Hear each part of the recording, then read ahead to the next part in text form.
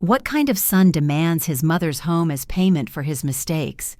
That question burned in my mind as I stood in my living room, the scent of roses from my garden still clinging to my hands. I'm Evelyn Foster, 72 years old, a retired florist who thought love could conquer all. But that day, my adopted son Leo shattered that belief. "You owe me everything," he spat, his voice sharp as a blade. "I made you feel like a mother. Now it's payback." My heart froze, the warmth of the sunlight streaming through my window turning cold. This is the story of how I turned betrayal into strength.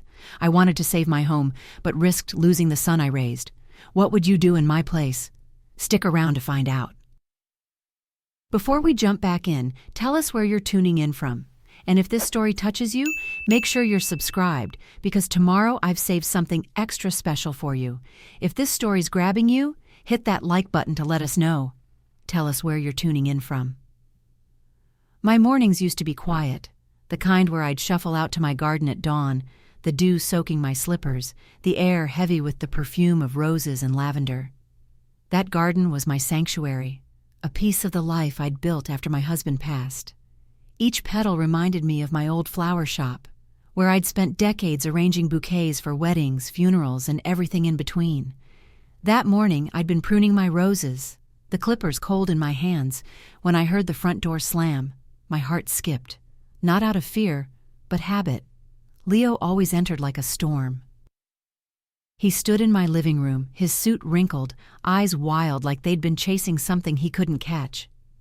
At 34, he carried the weight of bad choices, debts from chasing cryptocurrency dreams, promises he never kept. I'd seen that look before, but never this fierce. "We need to talk, Mom," he said, pacing, his shoes scuffing my hardwood floor. The clock on the mantel ticked louder, or maybe it was just my pulse. Something was wrong, but I couldn't name it yet. Why was he here, unannounced, after months of silence? I offered him tea, my hands trembling as I set the kettle on. He didn't sit, didn't soften. Instead, he tossed a folder onto my coffee table, papers spilling out like accusations. "Sign these," he said, voice low, almost a growl. "It's time to transfer the house to me." My breath caught, the room tilting. This house, my mother's legacy, the walls that held every memory of my life, was mine. I'd raised Leo here, bandaged his scraped knees, celebrated his birthdays, and now he wanted it? For what? "You owe me," he continued, stepping closer, his cologne sharp and unfamiliar. "I gave you purpose. Without me, you'd be nothing but a lonely widow." His words sliced through me, each one a betrayal deeper than the last. My hands gripped the armrest of my chair, knuckles white, the fabric rough under my fingers. I wanted to scream, to ask how he could say such things, but my throat tightened. All I could see was the 6-year-old boy I'd met at the orphanage, his shy smile lighting up my world. Back then, his hand had fit so perfectly in mine, his laughter filling the empty spaces of my heart after my husband's death. Had that boy been a lie? I forced myself to look at the papers, my vision blurring. They weren't just forms. They were a demand to erase my past, my security. "Why, Leo?" I whispered, my voice barely audible over the ticking clock. He laughed, a bitter sound that didn't reach his eyes. "I'm drowning in debt, Mom. This house will fix it. You don't need it. You're old." The cruelty in his tone was a physical weight, pressing against my chest. Was this the man I'd raised? My mind raced, replaying moments I'd ignored, his late-night calls asking for money, his excuses when I asked about his life. I'd told myself he was struggling, that he'd find his way. But this was calculated. I stood, my legs unsteady, and walked to the window, the garden outside a blur of color. I needed air, but the room felt like it was closing in. "I can't do this," I said, turning to face him. His jaw tightened, and for a moment I saw something, fear maybe, flicker in his eyes. What was he hiding? How could love blind me to the truth for so long? That question haunted me as I sat in my garden, the scent of lilies heavy in the air, my hands still trembling from Leo's betrayal. The roses I'd pruned that morning seemed to mock me, their thorns a reminder of the pain I'd ignored. I'm Evelyn Foster, and for years I poured my heart into raising Leo, the boy I chose to be my son. I thought my sacrifices would build a bond unbreakable, but now, with his demand to take my home, I wondered if I'd been wrong all along. Why had I given so much, and what had it cost me? The afternoon sun warmed my face, but inside I was cold, my fingers tracing the edge of a photo album on my lap. I opened it, the pages creaking, and there he was, 6-year-old Leo, his eyes wide with wonder at the orphanage. I'd been 44 then, my heart raw from losing my husband, the house too quiet without his laughter. The day I signed the adoption papers, my hands shook, not from fear, but from hope. Leo's small hand in mine felt like a promise, a new beginning. I'd stood in that sterile office, the ink drying on the forms, and whispered to myself, "We'll be a family." Had I been naive to believe it? I flipped through the album, each photo a memory of sacrifice. There was Leo at 10, grinning at his new school uniform, the one I'd bought by working late at my flower shop. The scent of lilies clung to me back then, my feet aching from hours on concrete floors, arranging bouquets until midnight. I'd come home to find Leo asleep, his homework scattered, and I'd smile, thinking it was worth it. Every extra shift, every skipped meal, every dream I set aside was for him. I wanted him to have what I never did, a chance to shine. But even then, there were cracks. Why didn't I see them? I paused at a photo of Leo at 16, his arms crossed, a scowl on his face. He'd wanted a new phone, the kind his friends had, and I'd said no, my budget stretched thin. "Why can't we afford it, Mom?" he'd snapped, his voice sharp, cutting through the hum of the shop's refrigerator. I'd stood behind the counter, scissors in hand, petals falling like tears. "We're doing our best, Leo," I'd said, but his eyes rolled, his footsteps heavy as he stormed out. I told myself it was just teenage rebellion, that he'd grow out of it. But that moment lingered, a warning I'd brushed off. Was that when he started to resent me? The neighborhood was quiet now, the distant chatter of neighbors drifting over the fence. They'd always admired me, calling me the saint who raised Leo alone. I'd smile, wave, the weight of their praise, both a comfort and a burden. They didn't know about the late-night arguments, the way Leo's demands grew, college tuition, car payments, loans for his investments. I'd given what I could, my savings dwindling, believing he'd find his way. The garden blurred as my eyes stung, not from the sun, but from the truth.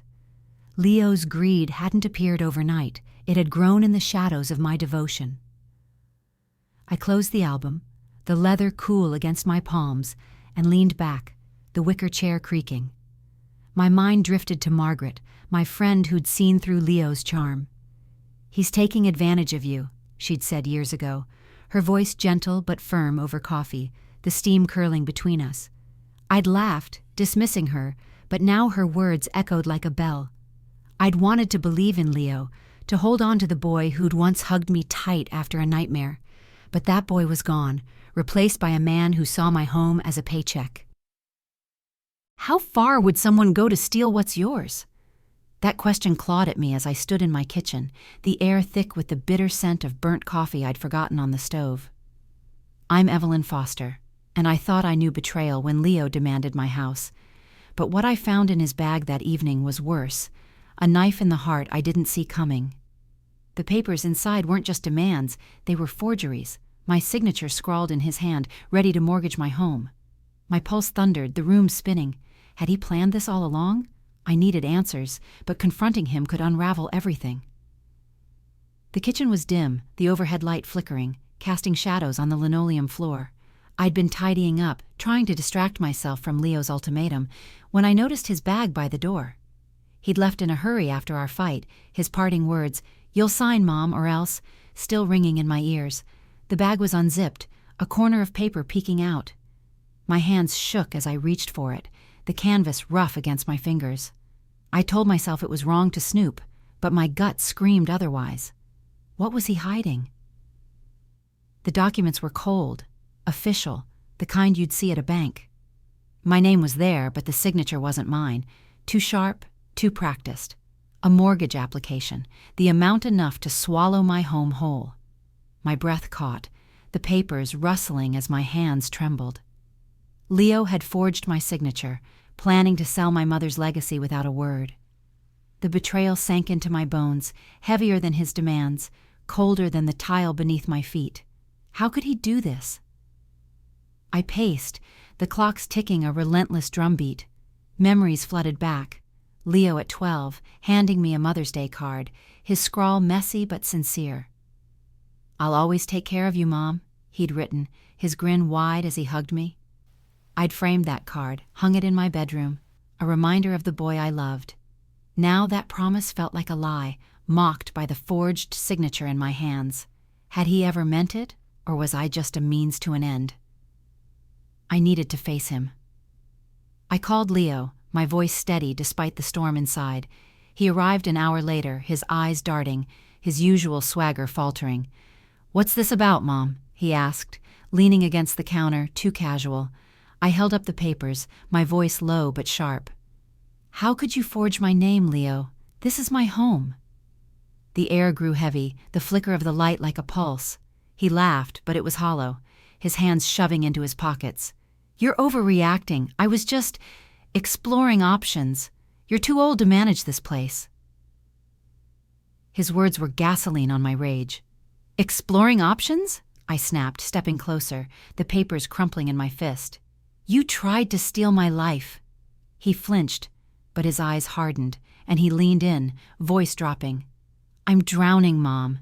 You owe me this. I made you feel needed, didn't I?" The manipulation twisted in my gut, his words weaving doubt.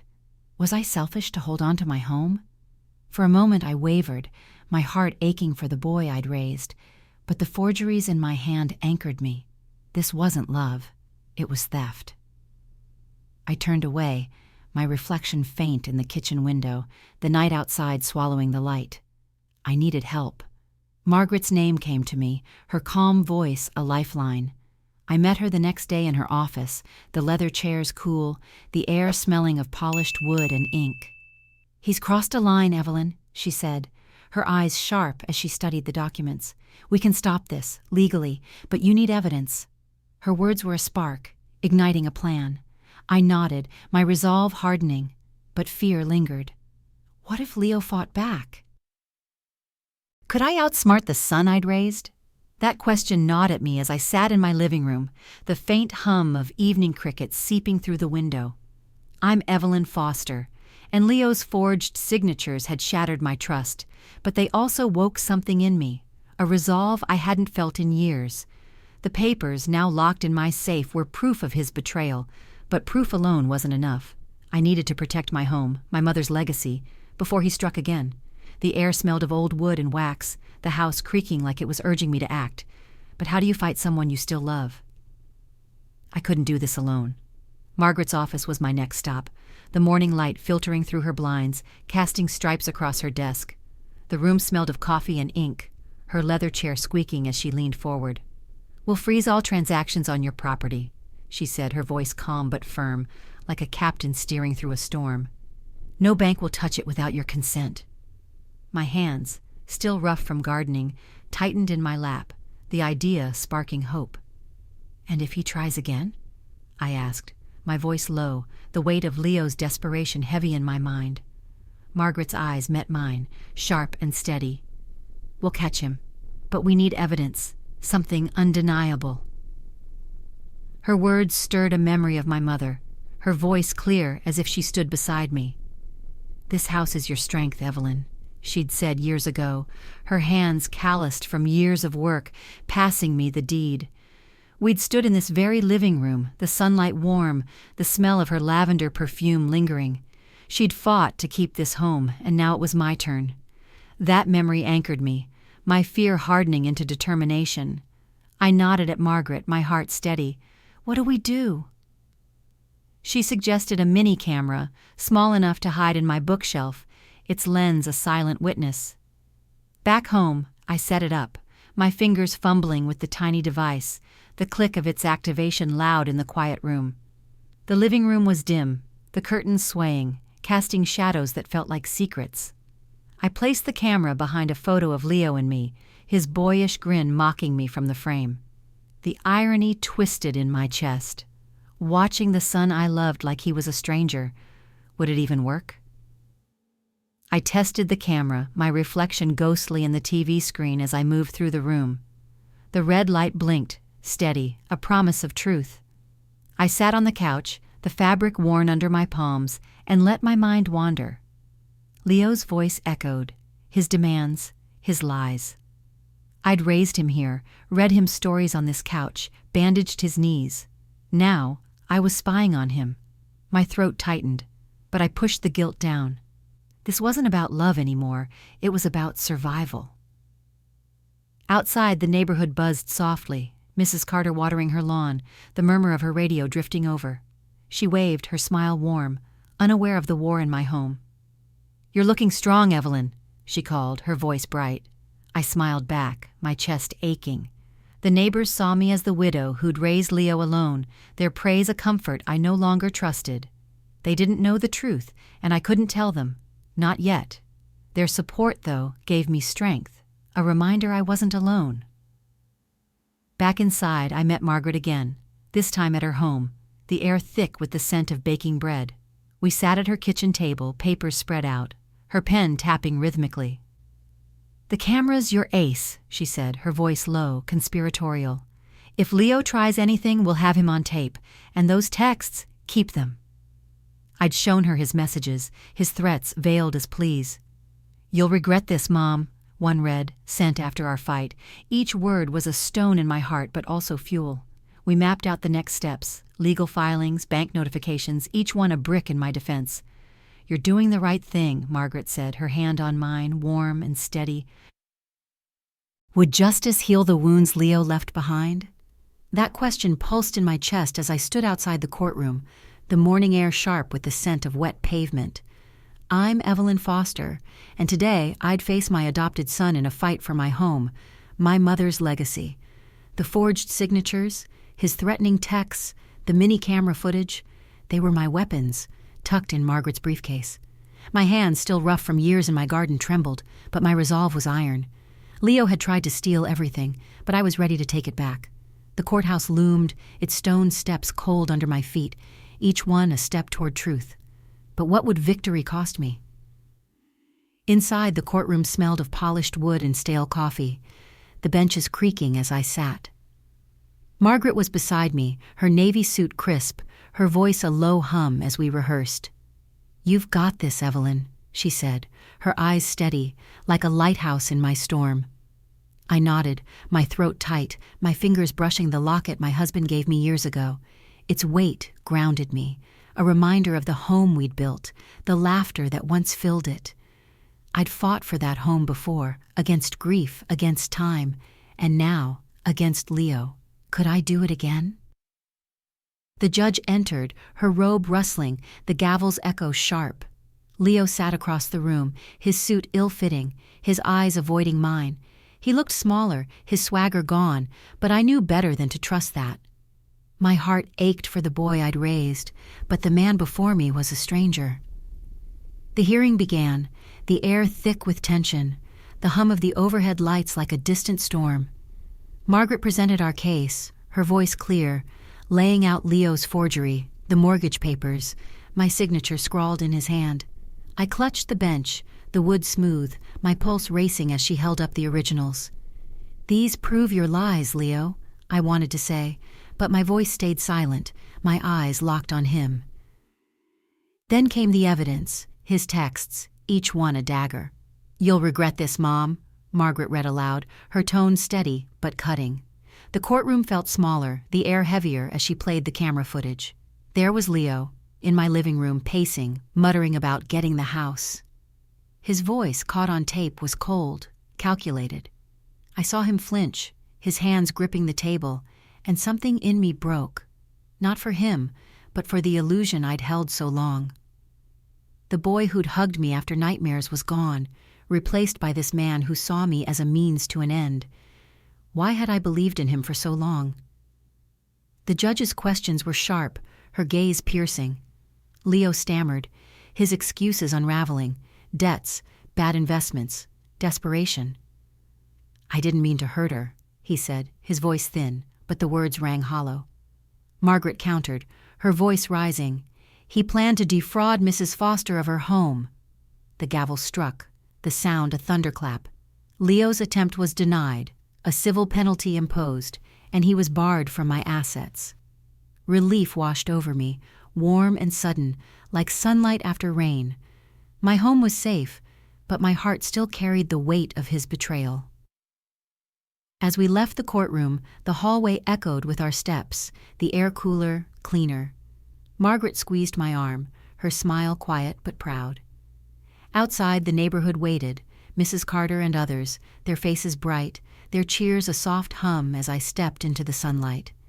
"You did it, Evelyn," they called, their voices wrapping around me like a quilt. I smiled, my chest tight, the victory bittersweet. I'd won, but I'd lost the son I'd loved.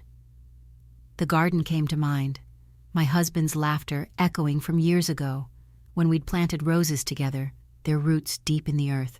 That home was mine, always. What do you find when the storm of betrayal passes? That question lingered as I sat by my window, the morning light soft, painting my living room in hues of gold. I'm Evelyn Foster, and winning in court had saved my home, but it left me staring at the pieces of a life I'd thought I knew. The scent of coffee curled from my mug, its warmth steadying my hands, still calloused from years in my garden. Leo's betrayal had carved deep wounds, but in the quiet I felt something new. Strength, not just to fight, but to rebuild. The house creaked, a familiar sound like it was whispering, "You're still here." But who was I now after all this? I opened my journal, its leather cover worn, the pages filled with my thoughts since the trial. My pen moved slowly, each word a step through the chaos Leo left. I wrote of the pain, his forged signatures, his cold demand for my home, but also of the fire it ignited in me. I'd been a widow, a mother, a florist, but now I was something more, a woman who'd faced betrayal and stood tall. My heart, once heavy, felt lighter, like the air after rain. The garden outside bloomed, roses vibrant against the green, a mirror of my own resilience. Had I always been this strong, or had Leo's betrayal forged me? Margaret came by that afternoon, her footsteps soft on my porch, the air carrying the scent of her jasmine perfume. We sat in my kitchen, the table scarred from years of shared meals, and I poured tea, the steam rising between us. "You've changed, Evelyn," she said, her voice warm, her eyes crinkling with pride. "You're not just surviving, you're thriving." I smiled, my chest tight with gratitude. "I couldn't have done it without you," I told her, my words heavy with truth. She'd been my anchor, her legal advice a lifeline, but more than that, her belief in me had steadied my heart. We talked for hours, the clink of teacups a soft rhythm, and I felt a peace I hadn't known in years. Why had it taken so long to see my own worth? The next day, I walked to the community center, the air crisp, the chatter of neighbors a gentle hum. The center smelled of fresh paint and optimism, its walls lined with flyers for classes and support groups. I'd signed up to volunteer, to guide seniors through legal challenges, people like me, who'd faced betrayal or loss. Standing there, the warmth of the room wrapping around me, I felt a purpose take root. I'd spent years nurturing Leo, my garden, my home, but now I'd nurture others, sharing the strength I'd found. The thought was a quiet spark, warming me from within. I thought back to the early days after my husband's death, the house too big, too empty. I'd wander its rooms, the silence deafening, my hands idle without bouquets to arrange. I'd feared I'd always be alone, that grief would define me, but adopting Leo, building a life, and now surviving his betrayal had shown me otherwise. I wasn't that woman anymore, trembling in an empty house. I was Evelyn, rooted like my roses, bending but never breaking. That evening, the neighbors threw a small gathering in my backyard, the air alive with laughter and the scent of grilled food. Lanterns swayed, casting a soft glow, and Mrs. Carter raised a glass, her voice bright. "To Evelyn, our warrior!" The cheers were a balm, their warmth sinking into my bones. I stood among them, my garden blooming behind me, and felt a belonging deeper than I'd known. Leo had tried to take this from me, but he'd failed. I'd built this life and it was mine. What does it mean to truly stand unbroken? That question settled over me as I stood in my garden, the evening breeze carrying the sweet scent of roses, their petals glowing under the fading light. I'm Evelyn Foster, and Leo's betrayal, his forged signatures, his demand for my home, had tested me, but it also revealed a truth I'd long overlooked. My strength was my own, rooted deep, like the house my mother left me. The air was cool, the soil soft under my fingers as I tended my flowers, each bloom a testament to survival. I'd won in court, reclaimed my life, but now I needed to share what I'd learned. What was the lesson that would carry me forward? I sat on my porch, the wood warm from the day's sun, my journal open in my lap. The pages held my journey, shock, pain, resolve, victory, but they also held a truth I hadn't seen until now. Justice wasn't just about winning, it was about standing firm, even when love turned to betrayal. I wrote slowly, the pen scratched loud in the quiet, my thoughts weaving through the years. Leo's actions had hurt, but they'd also freed me, showing me I didn't need his love to be whole. My home, my garden, my heart, they were mine, unshaken. Had I always carried this power, waiting to be claimed? The next day, I spoke at a community event, the center buzzing with voices, the air thick with the scent of fresh coffee and paper. I stood at the podium, my hands steady, the microphone cool against my fingers. "Betrayal cuts deep," I began, my voice clear, carrying over the crowd. "But it doesn't define you. Stand for what's yours, and you'll find strength you never knew." The words flowed, each one a piece of my story. Leo's demands, the forged papers, the courtroom victory. The audience leaned in, their eyes bright, some nodding, others wiping tears. I felt their connection, a shared resilience, and my chest swelled with purpose. Why had it taken so long to see I could inspire others? I thought back to the day my mother gave me this house, her hands weathered, her voice firm. "This is your legacy, Evelyn," she'd said, standing in the living room, the sunlight streaming through lace curtains, the air heavy with her lavender scent. I'd been young then, unsure, but her pride had anchored me. That memory bloomed now, vivid as I spoke to the crowd. This house wasn't just walls. It was a promise, one I'd kept through grief, through Leo, through doubt. I'd protected it, and in doing so, protected myself. After the speech, the neighbors gathered, their chatter warm, the room alive with energy. Mrs. Carter hugged me, her perfume sharp, her voice soft. "You've given us courage, Evelyn." Others joined, some volunteering for the legal aid program I'd started, their hands clasping mine, their promises a quiet hum. We stood together, the center's lights casting a golden glow, and I felt a unity deeper than family. Leo had tried to break me, but he'd built this instead, a community, a purpose, a life stronger than before. I walked home, the stars sharp overhead, the night air cool against my skin. My garden waited, its roses nodding in the breeze, their scent a gentle embrace. I'd mentor others now, guide them through their own storms, just as I'd guided myself. The house loomed behind me, its windows warm, a beacon of everything I'd fought for. I was Evelyn Foster, not just a widow or a mother, but a woman who'd faced betrayal and bloomed through it like my roses through winter.